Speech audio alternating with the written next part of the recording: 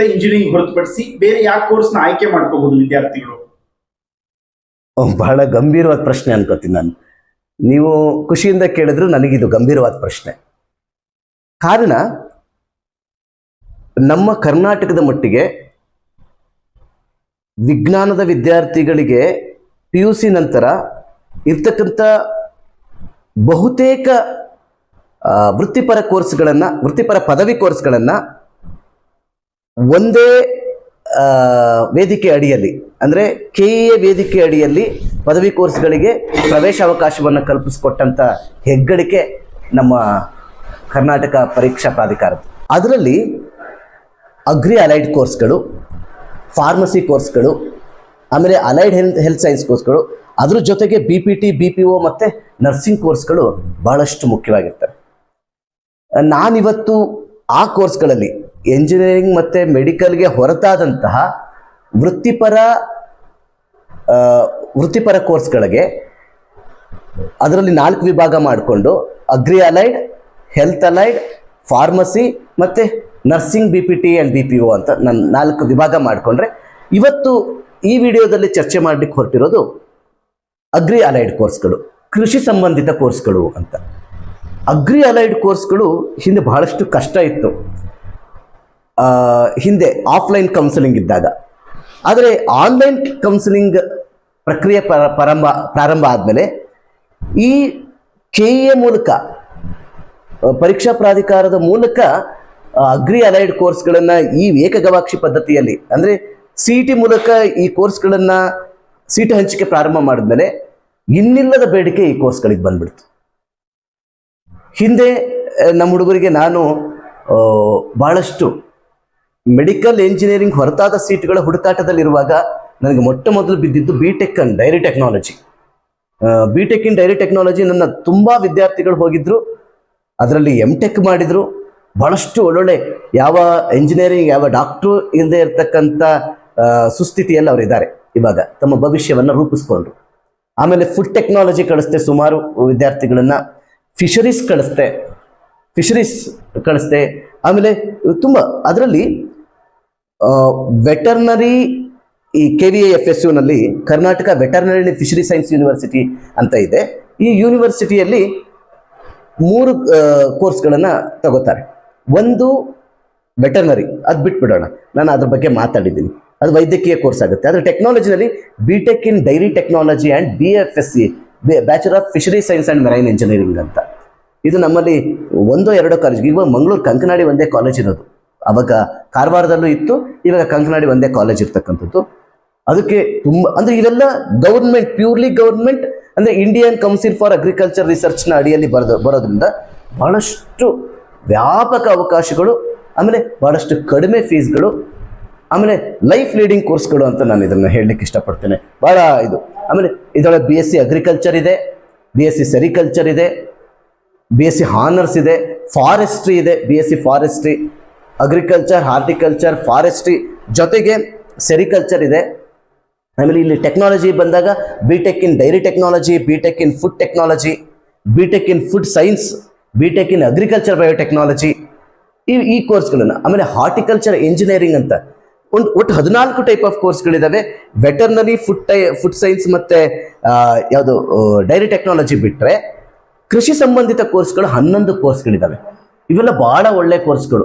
ಈ ಕೋರ್ಸಲ್ಲಿ ಪದವಿ ಮಾಡಿರ್ತಕ್ಕಂಥ ಯಾರಿಗೂ ಏನು ಕೆಲಸ ಇಲ್ಲದೆ ಇರೋದಿಲ್ಲ. ನಿಮಗೆ ಡೈರೆಕ್ಟ್ ಪ್ಲೇಸ್ಮೆಂಟ್ ಇಲ್ಲದೆ ಇರ್ಬೋದು, ಆದರೆ ನಿಮಗೆ both in government sector and private sector, ಎರಡೂ ಸೆಕ್ಟರ್ನಲ್ಲಿ, ಸರ್ಕಾರಿ ವಲಯ ಮತ್ತು ಔದ್ಯಮಿಕ ವಲಯ, ಖಾಸಗಿ ವಲಯ ಎರಡೂ ಕಡೆ ಸಮಾನ ಅವಕಾಶಗಳಿರ್ತಕ್ಕಂಥ ಕೋರ್ಸ್ಗಳಿದು.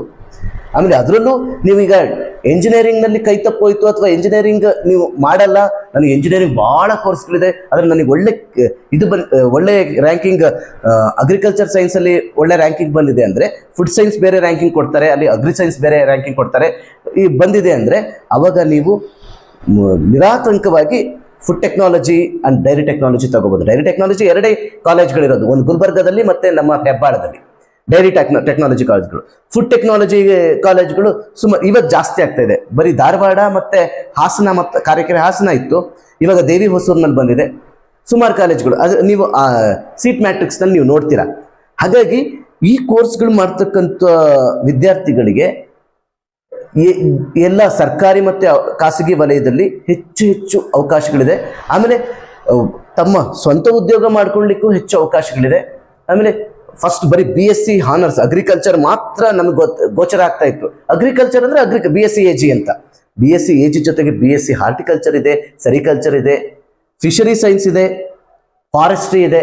ಇವೆಲ್ಲ ಒಂದು ನಿಮಗೆ ಒಂದು ಭವಿಷ್ಯತನ್ನ ಬರೆದು ಕೊಡ್ತಕ್ಕಂಥ ಕೋರ್ಸ್ಗಳು.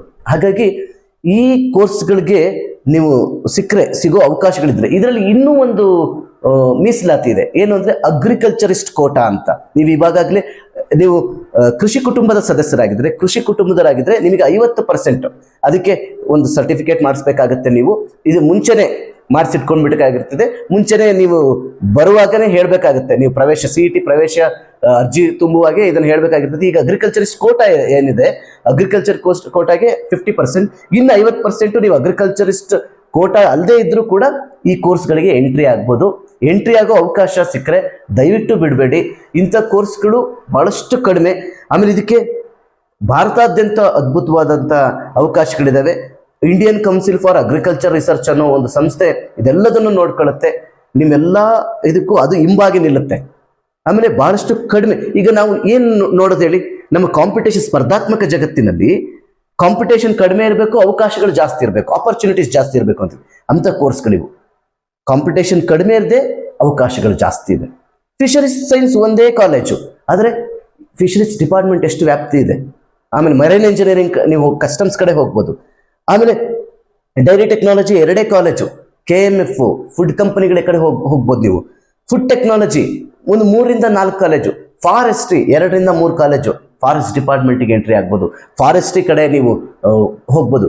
ಬೋತ್ 2 ವಲಯಗಳಲ್ಲಿ, ಖಾಸಗಿ ವಲಯ ಮತ್ತು ಸರ್ಕಾರಿ ವಲಯಗಳಲ್ಲಿ ಸಮಾನ ಅವಕಾಶಗಳನ್ನು ಹೊಂದಿರತಕ್ಕಂಥ ಬಹಳ ಅತಿ ಅದ್ಭುತವಾದಂಥ ಕೋರ್ಸ್ಗಳು ಈ ಕೃಷಿ ಸಂಬಂಧಿತ ಕೋರ್ಸ್ಗಳು, ಈ ಅಗ್ರಿ ಅಲೈಡ್ ಕೋರ್ಸ್ಗಳು. ಅದರಿಂದ ಅಗ್ರಿ ಅಲೈಡ್ ಕೋರ್ಸ್ಗಳಿಗೆ ನೀವು ಮೆಡಿಕಲ್ ನಂತರದ ಪ್ರಾಧಾನ್ಯತೆ ಕೊಟ್ಟರು ತಪ್ಪಿಲ್ಲ. ವೆಟರ್ನರಿ ನೀವು ಮೆಡಿಕಲ್ ಮೇಲೇನೆ, ಆ್ಯಕ್ಚುಲಿ ಮೆಡಿಕಲ್ ಸಿಗೋದು ಈಸಿ. ನಮ್ಮ ಹಿಂದಿನ ವಿಡಿಯೋದಲ್ಲಿ ನಿಮಗೆ ಹೇಳಿದ್ದೆ, ಮೆಡಿಕಲ್ ಒಂದು ಕಡೆ ಈಸಿಯಾಗಿ ತಗೋಬೋದು, ಆದರೆ ವೆಟರ್ನರಿ ಈಸಿಯಾಗಿ ತೊಗೊಳಕ್ಕಾಗಲ್ಲ. ಹಾಗೆ ವೆಟರ್ನರಿ ನಂತರ ಇರ್ತಕ್ಕಂಥದ್ದು dairy technology, food technology, agriculture, sericulture, forestry, horticulture, ಇಂಥ 14 ಕೋರ್ಸ್ಗಳಿದೆ ಸ್ನೇಹಿತರೆ. ಇಂಥ 14 ವ್ಯಾಪಕ ವಿಪುಲವಾದ ಅವಕಾಶವನ್ನು ಹೊಂದಿರತಕ್ಕಂಥ, ನಿಮ್ಮ ಭವಿಷ್ಯತ್ತನ್ನು ಬರೆಯತಕ್ಕಂಥ ಇಂಥ ಅದ್ಭುತವಾದ ಕೋರ್ಸಿಗೆ ನೀವು ಪ್ರವೇಶ ಅವಕಾಶದ ಸೌಲಭ್ಯವನ್ನು, ಅವಕಾಶವನ್ನು ಪಡೀರಿ ಅಂತ ನಾನು ನಿಮ್ಮನ್ನು ಹಾರೈಸ್ತೇನೆ. ಸರ್, ಇಲ್ಲೂ ಕೂಡ ರ್ಯಾಂಕಿಂಗ್ ಕಡಿಮೆ ಇದ್ದವರು ಮಾತ್ರ ತಗೊಳ್ಳುವಂಥದ್ದು ಆ ಥರದ್ದೆಲ್ಲ ಕೇಳ್ಪಟ್ಟಿದ್ದೆ. ಹೌದು, ಇಲ್ಲಿ ಶರತ್, ಇದು ಬೇಸಿಕಲಿ ಗೌರ್ಮೆಂಟ್ ಕಾಲೇಜ್ಗಳೇ. 99% ಗೌರ್ಮೆಂಟ್ ಕಾಲೇಜ್ಗಳಿದ್ದಾವೆ, ಗೌರ್ಮೆಂಟ್ ಸೀಟ್ಗಳಿರ್ತವೆ, ಫೀಸ್ ಕಡಿಮೆ ಇರ್ತದೆ, ವೃತ್ತಿಪರ, ಈಗ ಫೀಸ್ ಕಡಿಮೆ ಇರ್ತದೆ, ಆಮೇಲೆ ವೃತ್ತಿಪರತೆ ಜಾಸ್ತಿ ಇರ್ತದೆ, ಭವಿಷ್ಯದ ರೂಪುರೇಷೆಗಳು ಹೆಚ್ಚು ಅವಕಾಶಗಳಿರ್ತವೆ. ಅದೇ ಬಹುತೇಕವಾಗಿ ಸರ್ಕಾರಿ 99% ಸರ್ಕಾರಿ ಕಾಲೇಜಿನಲ್ಲೇ ಇರೋದ್ರಿಂದ ಸ್ಕಾಲರ್ಶಿಪ್ ಇರದೆ, ಆಮೇಲೆ ಸರ್ಕಾರಿ ಸೀಟ್ಗಳೇ, ಆಮೇಲೆ ಇಂಡಿಯನ್ ಕೌನ್ಸಿಲ್ ಫಾರ್ ಅಗ್ರಿಕಲ್ಚರ್ ರಿಸರ್ಚ್ನಲ್ಲಿ ಮುಂದಿನ ಅವಕಾಶಗಳು ಬಹಳಷ್ಟು ಇರೋದ್ರಿಂದ ಈ ಕೋರ್ಸ್ಗಳಿಗೆ ನಾನು ಆಗಲೇ ಹೇಳ್ದಂಗೆ ಮತ್ತೆ ರಿಪೀಟ್ ಮಾಡ್ತಾ ಇದ್ದೀನಿ. ಏನು ಅಂದರೆ ಅಪಾರ್ಚುನಿಟೀಸ್ ಜಾಸ್ತಿ, ಕಾಂಪಿಟೇಷನ್ ಕಡಿಮೆ ಇರೋದ್ರಿಂದ ಏನಾಗ್ತಾ ಇದೆ, ಈ ಕೋರ್ಸ್ಗಳಿಗೆ ಹೆಚ್ಚು ಮಹತ್ವ, ಬೇಡಿಕೆ ಇರ್ತಕ್ಕಂಥ ಕೋರ್ಸ್ಗಳಾಗ್ಬಿಟ್ಟಿದೆ. ಹಾಗಾಗಿ ಭಾಳಷ್ಟು ಕಡಿಮೆ ರ್ಯಾಂಕಿಂಗ್ಗೆ ಇದು ನಿಲ್ಲುತ್ತೆ. ಅದನ್ನು ಮಾತ್ರ ನಾನು ಹೇಳಬಲ್ಲೆ. ಈ ಭಾಳಷ್ಟು ಕಡಿಮೆ ರ್ಯಾಂಕಿಗೆ, ಆಮೇಲೆ 50% ಕೃಷಿಕ ಕೋಟಾಕ್ಕೆ ಹೋಗೋದ್ರಿಂದ, ಕೃಷಿಕರ ಕೋಟಾಕ್ಕೆ ಹೋಗೋದ್ರಿಂದ, ಅಗ್ರಿಕಲ್ಚರಿಸ್ಟ್ ಕೋಟಾಕ್ಕೆ ಹೋಗೋದ್ರಿಂದ ಬರೀ 50%ನಲ್ಲಿ ಸಿಗ್ತಕ್ಕಂಥ ಸಾಧ್ಯತೆಗಳು ಕಡಿಮೆ. ಆದರೆ ನೀವು ಕಟ್ ಆಫ್ ನೋಡಿಕೊಂಡು, ಹೋದ ವರ್ಷದ ಕಟ್ ಆಫ್ ನೋಡಿಕೊಂಡು ಈ ಕೋರ್ಸ್ಗಳಿಗೆ ನಿಮಗೆ ಅವಕಾಶ ಇದ್ದರೆ ದಯವಿಟ್ಟು ಇದು ಆಪ್ಷನ್ ಎಂಟ್ರಿ ಅಂತೂ ಮಾಡಿ, ದಯವಿಟ್ಟು ಅದನ್ನು ಹಾಗೆ ಮಾಡಿ. ಆಮೇಲೆ ನಾನು ಮತ್ತೆ ಇದು ಈ ಯಾವುದೇ ಎಂಜಿನಿಯರಿಂಗ್ ಮತ್ತು ಮೆಡಿಕಲ್ ಕೋರ್ಸ್ಗಳಿಗಿಂತ ಅತಿ ಹೆಚ್ಚು ಅವಕಾಶಗಳು, ಭವಿಷ್ಯದ ಅವಕಾಶಗಳು ಉಳ್ಳಂತಹ ಕೋರ್ಸ್. ಆಮೇಲೆ ಈಗ ನಾನು ಹೇಳ್ತಾ ಇದ್ದೆ, ಈಗ both government sector and private ಸೆಕ್ಟರ್ನಲ್ಲಿ ಫುಡ್ ಕಂಪನಿಗಳಿಗೆ, ಆಮೇಲೆ ಗೌರ್ಮೆಂಟ್ ಸೆಕ್ಟರ್ನಲ್ಲಿ ಫುಡ್ ಕಾರ್ಪೊರೇಷನ್ ಆಫ್ ಇಂಡಿಯಾ, ಆಮೇಲೆ ಯಾವುದೇ ರಸಗೊಬ್ಬರ ಕಂಪನಿಗಳು, ಅಗ್ರಿಕಲ್ಚರ್ ಮಾಡಿದವರು ರಸಗೊಬ್ಬರ ಕಂಪನಿಗಳಿಗೆ ಹೋಗ್ತಾರೆ, ಕೆಮಿಕಲ್ ಫರ್ಟಿಲೈಸರ್ಸ್ ಕಂಪನಿಗಳಿಗೆ, ಬೀಜದ ಕಂಪನಿಗಳಿಗೆ ಹೋಗ್ತಾರೆ. ಆಮೇಲೆ ಸರ್ಕಾರಿ ಇದರಲ್ಲಿ ಫುಡ್ ಕಾರ್ಪೊರೇಷನ್ ಆಫ್ ಇಂಡಿಯಾ, ಆಮೇಲೆ CFTRI ನಲ್ಲಿ ಹೋಗ್ತಾರೆ. ಆಮೇಲೆ ಹಲವಾರು ಬೇರೆ ದೇಶ ತುಂಬ ವಿದೇಶಿಗರಿಗೆ ಬಹಳ ಬೇಡಿಕೆ ಇರ್ತಕ್ಕಂಥ ಕೋರ್ಸ್ಗಳು ಇರ್ತಕ್ಕಂಥದ್ದು ಅಗ್ರಿ ಅಲೈಡ್ ಕೋರ್ಸ್ಗಳು. ಆಮೇಲೆ ನಮ್ಮ KMF ಇರತಕ್ಕಂಥ ಬಹಳಷ್ಟು ಹೆಚ್ಚಿನ ಅಧಿಕಾರಿಗಳು ಡೈರಿ ಟೆಕ್ನಾಲಜಿ ಮಾಡಿದರು. ಡೈರಿ ಟೆಕ್ನಾಲಜಿಗೆ ಹೆಚ್ಚು KMF ನಲ್ಲಿ ಅವಕಾಶ ಇದೆ. ಆಮೇಲೆ ಅಮೂಲ್ ಡೈರಿ, KMF ಮತ್ತು ಈ ಡೈರಿ ಸೈನ್ಸ್, ಡೈರಿ ರಿಸರ್ಚ್ ಇನ್ಸ್ಟಿಟ್ಯೂಟ್ಗಳು ಇರ್ತಾವಲ್ಲ ಎಲ್ಲ ಕಡೆಗೂ ಆಮೇಲೆ ಒಂದು ಹೇಳ್ಬೋದು, both government private sector and also in university. ನನ್ನ ಇಬ್ಬರು ವಿದ್ಯಾರ್ಥಿಗಳನ್ನ ಹೆಸರು ಹೇಳ್ಬಿಡ್ತೀನಿ ನಾನು.